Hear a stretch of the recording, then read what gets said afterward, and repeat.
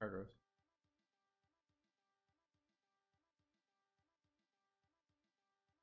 Um, wants to be. I don't know. I don't want to make him go away. Same time, he doesn't even want to get in his shot. He just wants to be in setting one of my dogs. Mazuki, listen. Private discussion. Um, right now, I really am enjoying the first displays of Wed. I wish his name was slightly different. I don't know. For me, it's just like I see his helmet, and besides the horns, I see Lord Zed, just from that style from Power Rangers. But I wish it was just a little bit. I guess in it probably if it's like if a lot of people just call it, just be like his name is probably not as cool, but as it were, his design. I like his design. I'm really sad he doesn't have one arm. I really like the idea of like in the last chapter, his one of his arms, I guess, was just completely under his cloak. I was hoping it'd be like the idea that he only has one arm. I thought that would have been really cool in terms of just like a tell how he works. Unless it's like one of his arms or maybe both his arms are controlled with magic, kind of like what Urza was doing before she was fighting Misaki. Like, oh yeah, he's using magic to kind of puppeteer the form. Who knows? I mean, right now it's easiest just to assume he's a dude with two arms. But all he's really done so far is have just like a flame sword. Doesn't have anything crazy, anything substantial. The only thing really when it comes to how his display has been is that when it comes to just kind of base Urza, he went and just broke one of her swords in pretty like mostly like 2 or 3 strikes. Nothing kind of crazy from either of them, but it's like with just a basic element, nothing wild that he's using on his abilities. I guess it still just gives him a really good edge of what he's going to be using later down in the line. I'm curious if his magic is it just going to be like, oh yeah, he's got a sword and then he has different fires and channels through it. Is it going to be something like a surprise, like he's a Dragon Slayer or a God Slayer? Well, I imagine he wouldn't be a God Slayer as of right now. It's black. Devil Slayer, is he have takeover magic? Is it going to essentially be requip? Maybe it's just different heat related armors and weapons he got specifically to fight Ignia. But nothing really so far from him in terms of his power level capability. I mean, because like Urza only lost in her base armor set so she switched over, but it's like Fire Empress armor still having any form of relative difficulty towards him is still an accomplishment of its own. Is just but for between even before you even get I say like in between like the feats are between them, but it really doesn't have any around. He just kind of has claims and scaling. But if you kind of like look at just generally between them, just from the fact that he's able to still really put in a good strong press on Urza and her Fire Empress armor when at a basic default it cuts fire capabilities in half. So with him, I'd imagine that just kind of really gives you a strong telling again of what he's capable of. I did really like the fighting detail where Urza goes and blocks his strike, but like it's not like she blocks the sword attack when he's doing it. She's like able to either parry or block the initial strike, but the heat was enough to light the Salem fire of a boat, probably like a good 50 to 100 feet further back, which isn't crazy from a like AOE claims or power leveling. It's more of just the fact that like the striking heat from that. It's just a really cool, neat little detail I liked a lot. But Wed's character, at least so far, I'm guessing that he is going to have either different swords that he switches in, which I think would be really cool. But I really like the idea of though if he is just another requip wizard, kind of like how Urza has it, but he just goes into one spec instead of variety. Otherwise, if his sword, is this going to be his only sword? Because his sword is cool. There's nothing crazy about it, so I'm guessing that in terms of design, it's more going to be when it gets, say, whatever the next fire magic he puts on it, whatever special ability fire he decides to throw. unclad onto a sword, or is it going to be like this sword breaks, he summons a different fire sword?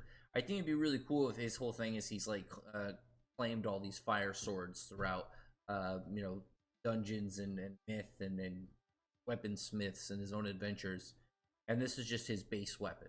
Kind of like if he was like a knight version of Haru, but only with fire and heat based weaponry.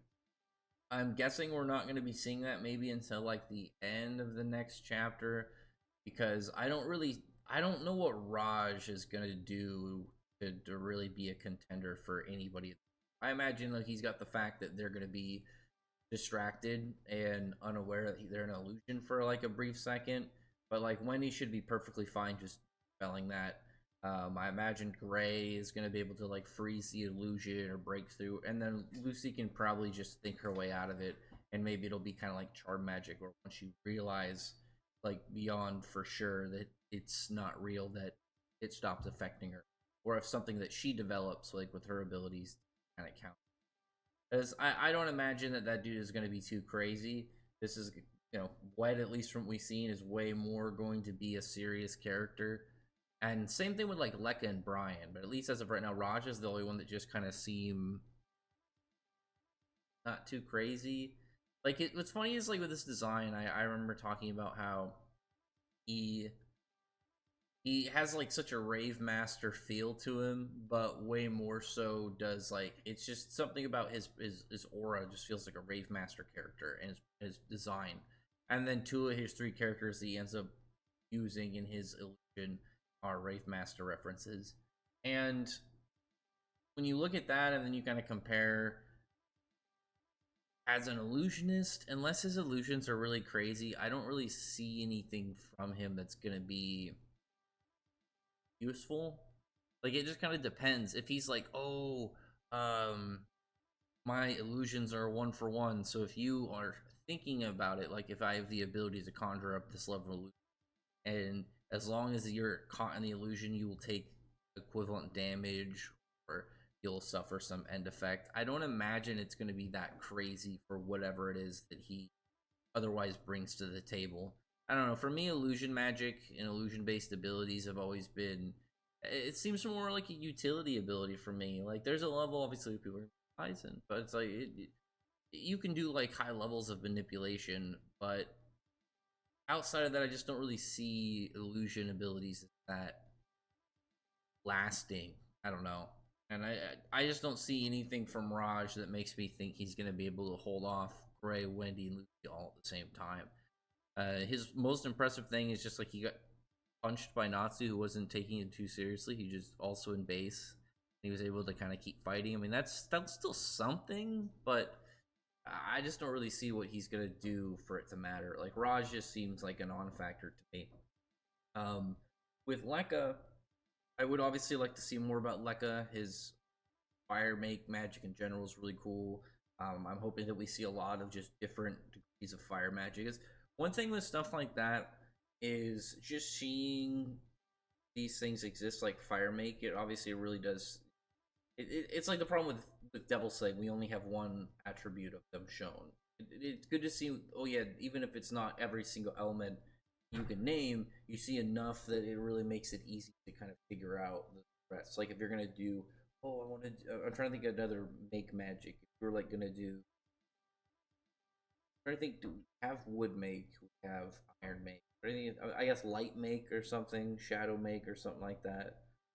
Something just isn't a basic element, or you know, gem make, do something with gems, uh, anything like that. But when it comes to just having one type, I don't know. I feel like it makes it feel obvious, but at the same time, just makes it feel like it's in a smaller category than. But Lekka, I have high hopes for Lekka. I think his design is really cool, and I really like his presentation so far. But Wed right now has my overall highest probably hopes for, and but it's gonna depend on his display. I think in the next few chapters. I don't imagine Ursa's gonna defeat him. It'd be really strange for a story piece of like what the plan would be after that point. Is like the a subplot gonna be everybody in Fire and Flame is gonna be trying to claw their way up to that number 2 spot, But I feel like that would just kind of like set the bar for them pretty low if their number two is viewed really early. If it was more like Wed was number 7 or like number 8 in their group, and then went and challenged Urza, and then it took Urza like a full on match, like everything out of her to beat this dude at like whatever rank 8, and so all these other people trying to go for like the open spot, and then all of the upper characters obviously would automatically be above them. But as far as we know, because it's called second in command, so I assume the easiest way to right now is to assume he's the second strongest. Whether that's second in command in the group under Ignia or counting Ignia, unknown. But right now, he is, as we can at least assume, the second strongest. So I imagine that he's going to beat Urza. The question is, how is Urza going to get out of this? Maybe Jalal will turn around, and it'll be kind of like a Gildarts Sirius Island thing, where he was able to sense something was up really last second, or he sensed danger in Urza, so meteors and flies back over and joins in the fight, and they will just escape this dude. I would really like to see from him, and I think my biggest hopes for Wed right now is him just to have some really good flex. Him to have some really good just moments of letting us see his character go to work and just show why he's in his position. I think it would be the best for the progress of this arc. Because it doesn't need to be, oh wow, he just one slashes, taps, takes down Urza, and that. It's more of seeing how he can handle his fire, how he can sword. But why is he a threat? If we see something like Jalal gets mad, like say it's like a setup, and Urza's losing, very clear she's gonna lose, but she's still just doing her thing and keeping in the fight, and Jalal arrives back and she's extremely hurt, kind of like with Nineheart, and that just pisses off Jalal. But with that, even with that boost, Wed is more powerful. Wed is able to overpower Jalal. They have to retreat.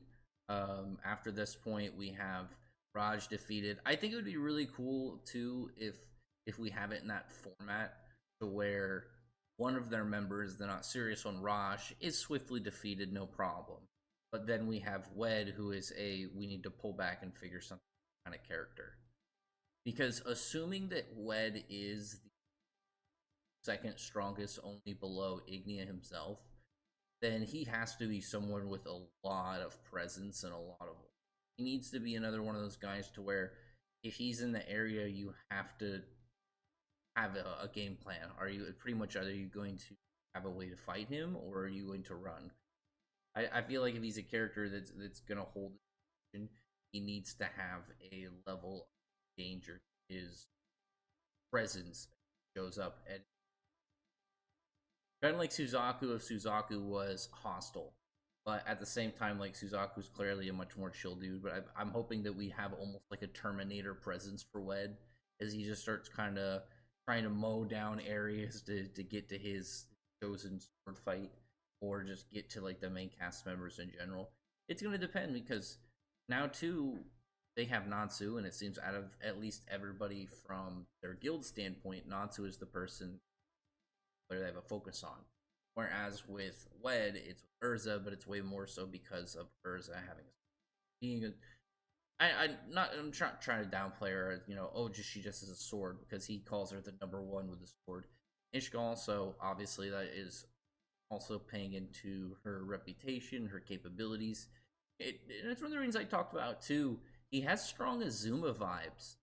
I really like how the Azuma did it in the anime too, where he's talking about Urza and he's like going more off of the rumors and the picture that it paints for Urza. She's just this hardened battlefield like queen, just slaughtering everybody in her pathway, beating everybody pretty much in full domination. There's like that one picture where she's like just got both swords out, standing on like a mound of defeated enemies, and it's that same level of going for the top, but having like very strong understanding and respect for your opponent.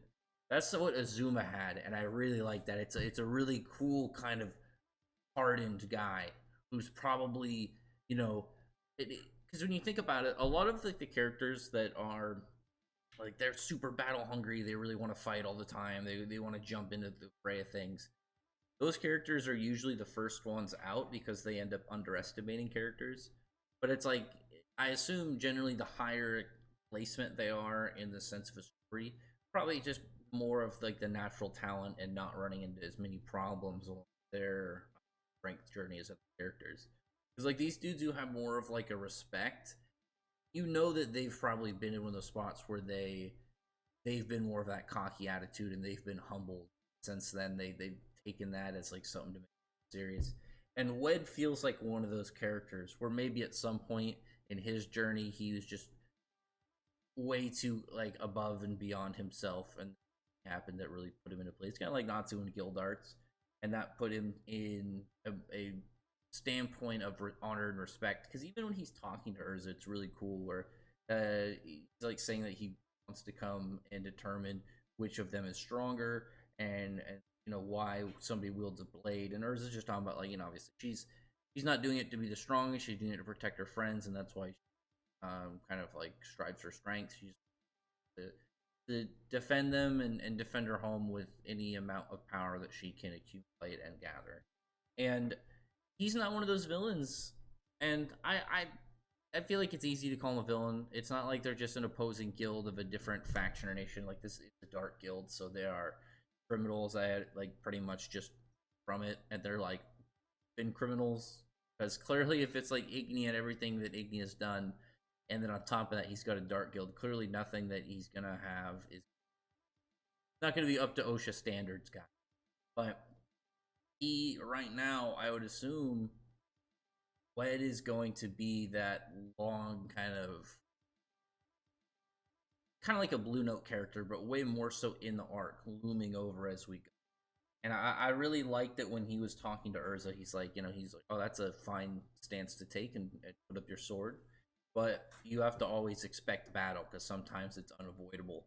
And I think that was just a really cool line. And Urza just in response being, well, I don't want to do things to prove my strength, but anytime a fight comes to me, I don't back down. It was just a really cool, it was a really cool just exchange between them because neither of them are coming off like they're, you know, as crazy people.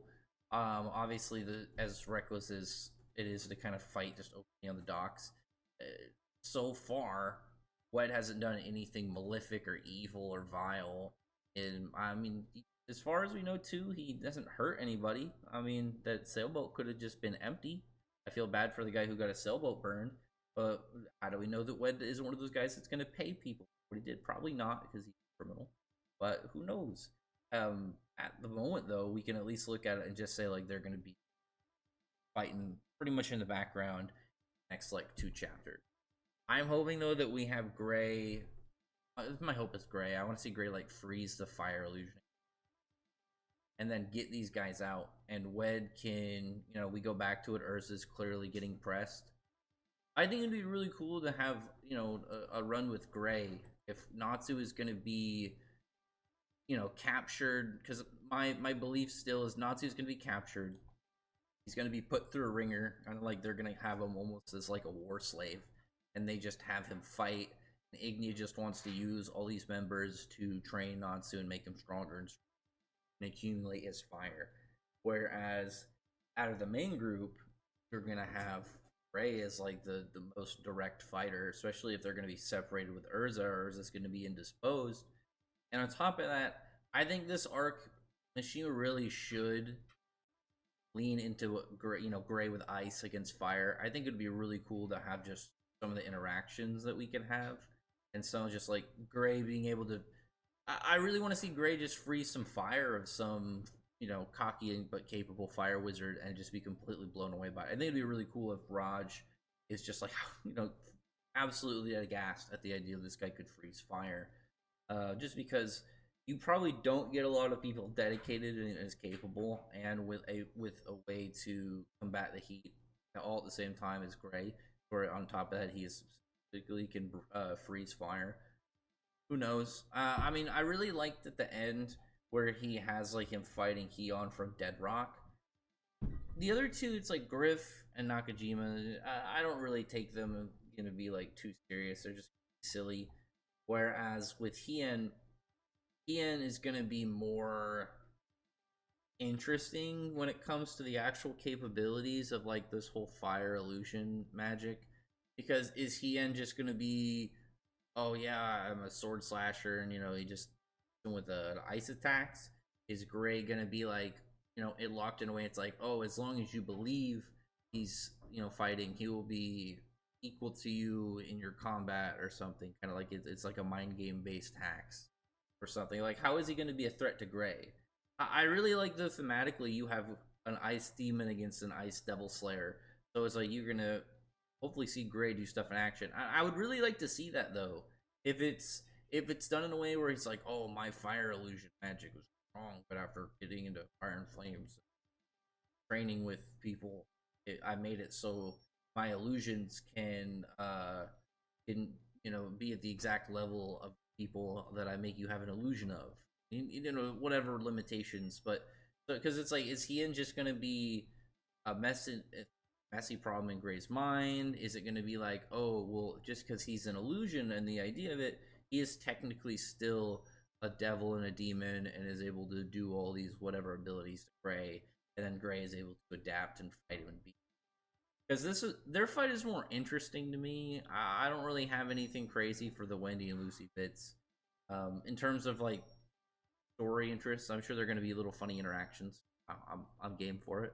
But I would like to see past Raj, just because Raj, I'm not a big guy in illusions. Illusion characters to me, I don't know. I feel like they're just kind of neat as like a side ability.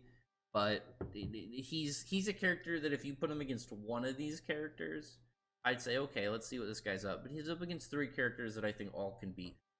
So I just don't really see what it's gonna be that dangerous of. And then you have ways where they can get around this. Like we already saw Wendy is pretty much, something we know is pretty much immune to status effects. Lucy can figure out like charm based abilities and mental abilities. Like we saw that too with Athena, and when she was transmuting feelings and like doing stuff with the I don't really see what he's gonna do against these guys. I don't know. Raj is a fun character. I like what he's doing right now with the whole references and the little crossover bits. Um, Ian, and to me, like, I'm very curious as to like what he's gonna do, because like, is he just? I don't remember him doing too much before he gets smashed, and I just imagine him having an ice sword, and I don't really see what Gray's gonna have problem wise for that. Maybe it's gonna be like, oh, you can't use magic here regularly or something, and then he has to go Devil Slayer, and then I'm trying to figure out how Gray could come up through this with like an upgrade. I don't know. I would really like something like that. I just don't see it possible unless there's like some weird mechanics behind the illusions. Like he's like, oh, because it's an illusion of him, he has the same powers and capabilities and same attribute. I don't know. He's a weird character because he's like he sets you into a fire. Does the fire burn? Like the same way? Is it like as long as the flame spot is up, you're just trapped in illusion? Is he trying to actually beat them? I don't know, because it's like, how does he plan to do anything while trapped in illusion? Are they just gonna pass out? And they suffer wounds from the illusions? I don't know. It, I, I don't really have a lot of stake in him, to be honest. Because like you look at the four new characters, you got Wed, armored. He's got a great sword. He's got the cool one side cloak. Badass. I really really like his helmet. I love his helmet. What's funny is my one of my World of Warcraft characters has almost the same helmet. It's one horn though, but it's the same facial shape, which I just thought that was really funny. But he just looks cool in it. Everybody likes Brian's design. Everybody seems to like his design. Raj is just that goofy character, and I don't dislike him, but he doesn't have anything that makes me go like, yeah, let's see more from him. Let's see him doing, because unless his illusions have some interesting trick to him, I feel like he's just gonna do references and stuff that we're not gonna have that's too crazy. And I like references and I like crossovers, but at the same time, my whole thing is I don't like it as an illusion. if there was like he's like, oh yeah, my fire magic, it will burn a page in a book and it will bring that thing to life, and then he used the book and then made Hien. It's essentially like him manifested and he has the same powers and capabilities. Then I'd say okay, but it's like it's an illusion, so all this is just gonna be, I would assume, um, mind game stuff. So Gray should be able to do fine. You know, we saw him do the whole ice fantasy stuff back in Palantir. So nothing about like this seems like it's going to be too much of a problem. I'm guessing it's going to be way more focused on what, you know, where's Natsu, what's going on with him, Wed and Urza, what's going on with that? Is anybody else moving around right now? Are we going to see another Ignia? I'd love to see some POV, but I don't know. Either way, at the moment, I thought this chapter was really good. I really like just in general the displays, the performance for them. Fire and Flame has done really well so far. I feel like people aren't giving them enough credit. They need to take like an L. I think that's what Raj is going to be there for. Just because like I don't want them to feel too invincible. Remember, I've talked about it before in videos. I like it when the bad guy group, you have degrees of the characters. You're not just getting just people at the top.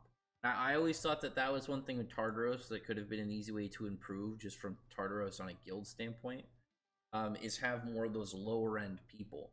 Because it builds a picture of the group. Because it's like, why have the special ranked group if you don't have anybody below that? Bracion Sace is a little different just because of the design structure of supposed to having us members, but having weaker members of the group with Raj will help really kind of set the idea of their scale. It's kind of like when you look at Diablo, so you have like Kiri and Madmal at the bottom, but then you have all of the Dark Dragon Slayer Knights way up here, and then Georg allegedly is stronger than all of them. So there's a lot that you can gain from you know, just a story building standpoint to have somebody like Raj where he's capable, and I think that's something important. It's like have him at least do something, and then you know, let him get the fate that is set for them. But at the moment, I really do think that they've been really cool in their performance. But I still think there needs to be something that, you know, goes in Fairy Tales. My guess is Raj is, because it's like if you look at it, it's like if they defeat Raj, that's one of their things where they won. They had Natsu get captured, which wasn't like a straight defeat. It was more just like he got caught in like a hand mouth and whatever the mystery of Lekka's fire being different to where he couldn't consume it is. And then Wed, I would assume, is too much for Urza, and then they need to figure out what's going on with that. Because at that point, it's like, oh yeah, they took an L, but it's not something to where it's inconceivable to come back. Whereas like if he just walks up and one tapped Urza and Urza just like shit, I gotta fight this guy at some point. It's gonna be a lot harder. Like you would need to have like a much more solid training bit. It's kind of like it's like Suzaku, and that's one of the things too. I wonder about like Suzaku and this dude. Have they met before? Has he fought Suzaku? What's up with that? Because from his claim that he's the number one with the sword on Guillotine, does that mean he's stronger than Aku? I think that would be kind of cool though. I like that. I like that the idea. It's like because to me, it should be that him and Suzaku are around each. And at that point, you have it like, oh, well, you have the greatest swordsman on Legal Guild side and the Dark Guild side, and you just have the Dark Guild member being more apparently stronger, just even by like a slight sliver, where it's like, oh yeah, I have one out from total or something. I don't know, because you need to keep his presence to where it doesn't seem insurmountable unless that's the plan. If Mishima really wants to do a lot with him and have him kind of go crazy, then we would need something from Suzaku to be like, yes, I fought him many times, and I, because this dude could really set a really nice presence. I would really like it if we have some kind of like almost two-parter to Ignia's arc. I got this will be where I kind of I really like the idea where there's like a first half where Ignia wins, and then in the second half, an arc two. Because my idea is still that there's 3 arcs left. The one we're at now, one with Eleftheria, and then like Ignia or like a secret boss closing it. But if it's like, oh yeah, in this first one, Ignia wins, but it takes everything and they defeat Wed, I think that'd be really cool. Because like, what if Wed is another dragon? Like, what if he's a dragon in human form, but instead of wanting to be a spellcaster, he really wanted to be a swordsman, fight human? There's stuff in there that'd be really cool just to see how it's depicted and how it's laid out, and like characters like this that are just really cool, mysterious, have a very striking and immediate presence within the series that really set up an idea of what you're of people just to keep on that back burner interest. So we'll see, hopefully, in the next couple chapters of what he's doing and what's going to go on with him and Urza. But at the moment, I still I feel like Urza's not going to win this one, just based off of, at least so far, what I believe the event dynamics will be. Because I just feel like it's going to be like we see maybe in the next chapter we see a little bit of this fight, and it's looking okayish for Urza, but nothing crazy. Kind of like Laxus and Kirin, and then we get back to like, oh yeah, Raj stuff. Maybe Raj is defeated in the chapter after this next one, and then right after that you have just a showing of Urza clearly in trouble. Because the question is, too, is we don't know, is he somebody who would finish her off when she's defeated, or would he be like, yeah, come find me and fight? Because I don't know. I'm wondering what reasons there would be for him to get Urza to even want to fight him again. Though I think it'd be cool though if Urza just really wanted to. Like, she had a personal reason to be like, I want to defeat this guy. This guy talked a lot of shit. Because I think that would be really cool too. Just as a side thing. Let me end with this. I think it'd be really cool if it's not as much of some large plot thing where he's gonna kill Jalal. I really like the idea. It's like he talks a lot of shit. He just says something like somehow he's connected to Irene or Jalal or something. He doesn't have to physically do anything extra, but I want him to have like somewhere adjacent knowledge somehow to say something really personal and piss her off, and it becomes just a beef enemy. Like she doesn't have some big plot reason why she has to defeat Wed in the future, but she just has a bone to pick with him. I think that would be really cool.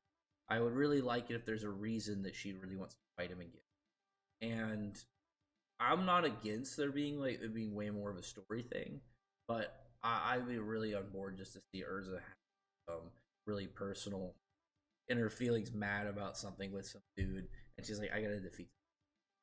Or if maybe the theory is that Wed is secretly a girl, it could happen and is gonna try and seduce Jalal, and it turns into Urza's greatest battle on it. Something insane. But anyway, other than that though, we'll look at this obviously in the next chapter and see what exactly the plans are moving forward with these guys. I am really interested to see how he's just set up and does his performance. What has been really cool so far, but I don't imagine we'll get much of him in the next chapter, like, unless like the chapter format is like the first half is gonna be Raj and then the second half is getting pressed. But I just don't really see anything from Wed to be really revealed in this fight, other than maybe a little bit about his magic. Like, I don't imagine we're gonna face. We're not gonna see Jewel and maybe like Urza gets like a hit in and it destroys part of his armor or something like that. Other than that, I don't really see what she could do in this and his presence still be sitting where I feel like it needs. I really do think that he needs to be this big, looming, overly powerful dude. And on top of that, he has to be one of those guys that his power, like just, magic sword, is going to escalate in capability and just output. Because I would assume somebody at his level is, in terms of not just power levels, but also mastery of his weapon and capability. And especially if he's like a melee fighter, he needs to have a lot of just utility plan. He needs to be a Dark Souls boss. He needs to be a Dark Souls boss, but one that used to be a player character, and then I got this big old cat hair on my face from Tartaros. Trying to get that off quietly, um, and just see exactly what he can bring to the table. I think it'd be really cool if he just had all these like neat little magic gadgets, not like gadgets, but like trinkets and items he has collected over his years and uses in battle. Anyway, other than that though, comment below, thumbs up the video, like button, subscribe, and check out my videos, and we'll talk more about obviously all this is going on. Until then.